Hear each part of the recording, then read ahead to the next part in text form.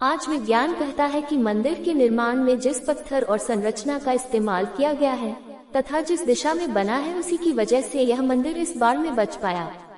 केदारनाथ मंदिर उत्तर दक्षिण के रूप में बनाया गया है, जबकि भारत में लगभग सभी मंदिर पूर्व पश्चिम हैं। विशेषज्ञों के अनुसार यदि मंदिर पूर्व पश्चिम होता तो पहले ही नष्ट हो चुका होता या कम से कम 2013 की बाढ़ में तबाह हो जाता, लेकिन इस दिशा की वजह से केदारनाथ मंदिर बच गया है। इसलिए मंदिर ने प्रकृति के चक्र में ही अपनी ताकत बनाए रखी है। मंदिर के इन मजबूत पत्थरों को बिना किसी सीमेंट के ऐशलग तरीके से एक साथ चिपका दिया गया है। इसलिए पत्थर के जोड़ पर तापमान परिवर्तन के किसी भी प्रभाव के बिना मंदिर की ताकत अभेद्य है। टाइटैनिक के डूबने के बाद पश्चिमी लोगों ने महसूस किया कि कैसे एनडीटी परीक्षण और तापमान ज्वार को मोड़ सकते हैं, लेकिन भारतीय लोगों ने ये सोचा और यह 1200 साल पहले परीक्षण किया है। क्या केदारनाथ उन्नत भारतीय वास्तुकला का ज्वलंत उदाहरण नहीं है? 2013 में मंदिर के पिछले हिस्से में एक बड़ी चट्टान फंस गई और पानी की धार विभाजित हो गई। मंदिर के दोनों किनारों का तेज पानी अपने साथ सब कुछ ले गया, लेकिन मंदिर और मंदिर में शरण लेने वाले लोग सुरक्षित रहे, जिन्हें अगले दिन भारतीय वायुसेना ने एयरलिफ्ट किया था। सवाल यह नहीं है कि आस्था पर विश्वास किया जाए या नहीं, लेकिन इसमें कोई संदेह नहीं है कि मंदिर के निर्माण के लिए स्थल, उसकी दिशा, वही निर्माण सामग्री और यहाँ तक कि प्रकृति को भी ध्यान से विचार किया गया था, जो 1200 वर्षों तक अपनी संस्कृति और ताकत को बनाए रखेगा। हम पुरातन भारतीय विज्ञान की भारी यत्न के बारे में सोचकर दंग रह गए हैं। शिला जिसका उपयोग 6 फुट ऊंचे मंच के निर्माण के लिए किया गया है, कैसे मंदिर स्थल तक लाई गई है। आज तमाम बाणों के बाद हम एक बार फिर केदारनाथ के उन वैज्ञानिकों के निर्माण के आगे नतमस्तक हैं, जिन्हें उसी भव्यता के साथ 12 ज्योतिर्लिंगों में सबसे ऊंचा होने का सम्मान मिलेगा। यह एक उदाहरण है कि वैदिक हिंदू धर्म और संस्कृति कितनी उन्नत थी।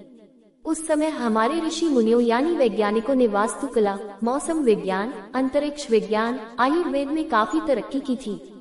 केदारनाथ की बड़ी महिमा है। उत्तराखंड में बद्रीनाथ और केदारनाथ ये 2 प्रधान तीर्थ हैं। दोनों के दर्शनों का बड़ा ही महात्म्य है। केदारनाथ के संबंध में लिखा है कि जो व्यक्ति केदारनाथ के दर्शन किए बिना बद्रीनाथ की यात्रा करता है, उसकी यात्रा निष्फल जाती है। और केदारनाथ सहित नर नारायण मूर्ति के दर्शन का फल समस्त पापों के नाश पूर्वक जीवन मुक्ति की प्राप्ति बतलाया गया है। इस मंदिर की आयु के बारे में कोई ऐतिहासिक प्रमाण नहीं है, पर 1000 वर्षों से केदारनाथ एक महत्वपूर्ण तीर्थ रहा है। राहुल सांकृत्यायन के अनुसार ये 12-13वीं शताब्दी का है। ग्वालियर से मिली एक राजा भोज स्तुति के अनुसार उनका बनवाया हुआ है, जो 1076-99 काल के थे। 4 मान्यतानुसार वर्तमान मंदिर 8वीं शताब्दी में आदि शंकराचार्य द्वारा बनवाया गया, जो पांडवों द्वारा द्वापर काल में बनाए गए पहले के मंदिर की बगल में है। मंदिर के बड़े धूसर रंग की सीढ़ियों पर पाली या ब्राह्मी लिपि में कुछ खुदा है, जिसे स्पष्ट जानना मुश्किल है। केदारनाथ जी के तीर्थ पुरोहित इस क्षेत्र के प्राचीन ब्राह्मण हैं। उनके पूर्वज ऋषि मुनि भगवान नर नारायण एवं दक्ष प्रजापति के समय से इस स्वयंभू ज्योतिर्लिंग की पूजा अर्चना करते आ रहे हैं। पांडवों के पौत्र राजा जन्मेजय ने भी उन्हें इस मंदिर की पूजा अर्चना का अधिकार दिया था एवं संपूर्ण केदार क्षेत्र दान स्वरूप दिया था। ये लोग प्राचीन काल से ही तीर्थयात्रियों की पूजा कराते आ रहे हैं। अंग्रेजी पर्वतारोही एरिक शिप्टन 1926 द्वारा दर्ज की गई एक परंपरा के अनुसार कई सैकड़ों साल पहले एक पुजारी केदारनाथ और बद्रीनाथ दोनों मंदिरों में सेवाएं देता था और दोनों स्थानों के बीच प्रतिदिन यात्रा करता था।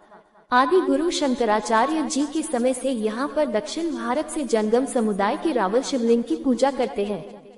4-5-9 मंदिर के सामने पुरोहितों की अपने यजमानों एवं अन्य यात्रियों के लिए पक्की धर्मशालाएं हैं, जबकि मंदिर के पुजारी एवं अन्य कर्मचारियों के भवन मंदिर के दक्षिण की ओर हैं।